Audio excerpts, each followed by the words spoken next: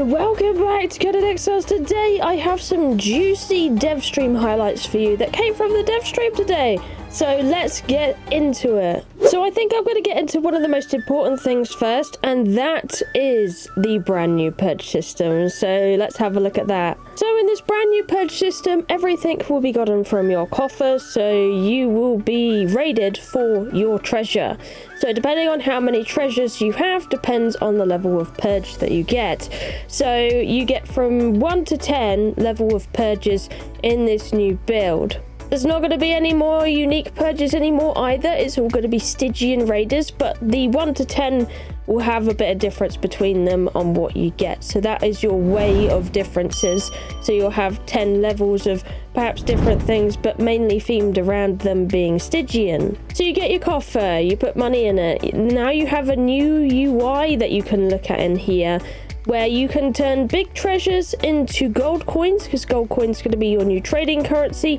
There is going to be a brand new trading system now that you can use that will be used via the purge, which is going to be really cool. Your way of starting a purge as well now is you check the level on the right, which is done in Roman numerals, and then you see the availability on the left. Now, if you live on a big pillar in the sky, the purge will not work for you. You have to have a path to your coffer, and that includes having a door. So you can't lock it off.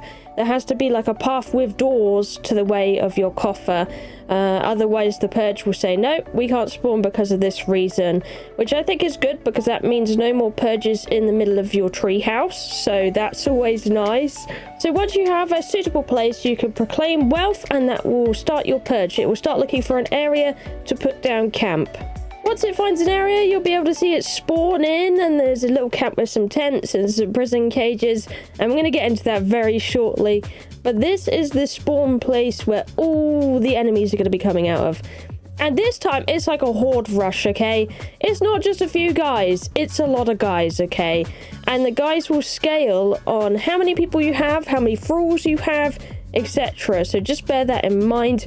How many people involved and how many thralls you have does affect the amount of purge thralls that come out of the purge. So just be ready for that. There's also these new guys with battering rams called destroyers, which are apparently a little bit too OP right now.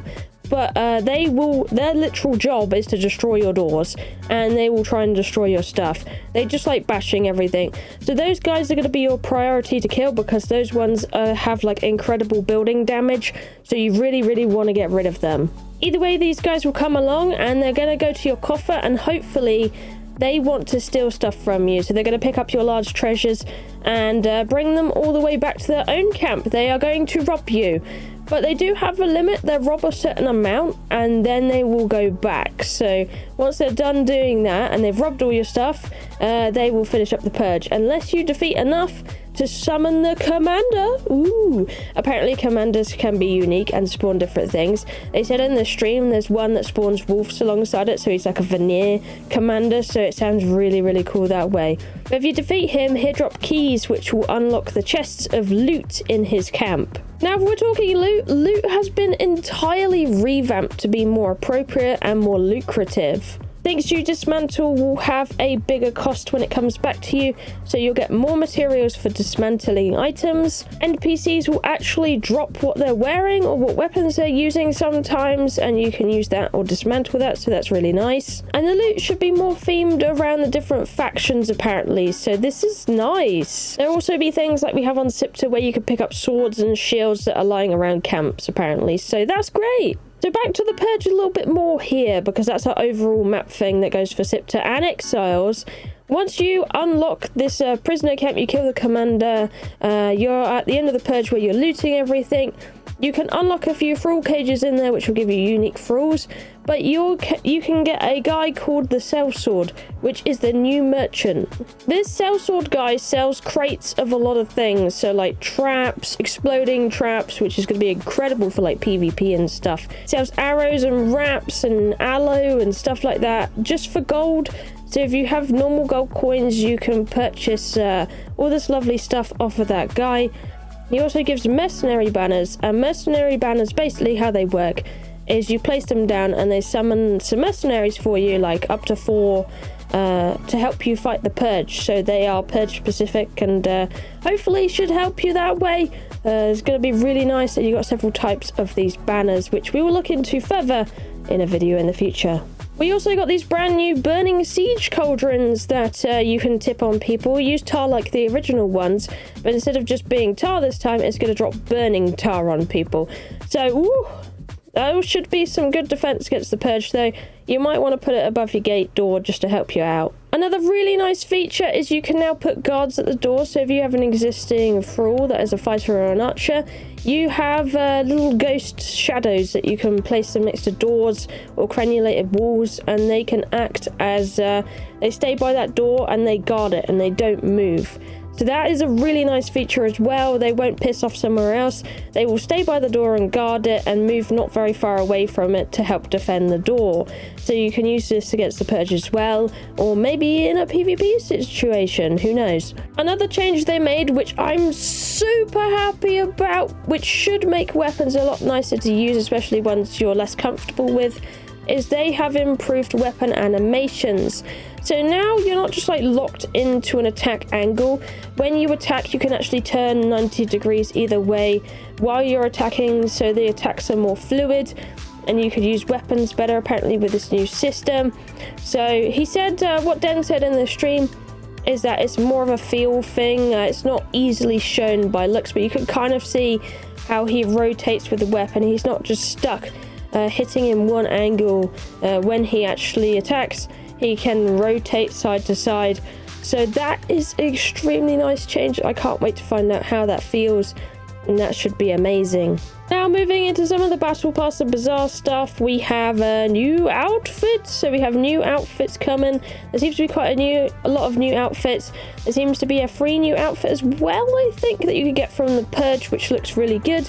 But you have this one that they're showing off right here, which is themed around the age of Conan, so it's a reference outfit to that. They also have this incredible new Egyptian set, which has pyramids, massive sandstone pillars, beautiful hieroglyphic walls, and you can make like hidden rooms and stuff with this new set. So it looks incredible, honestly. I really like the look of this new pyramid set.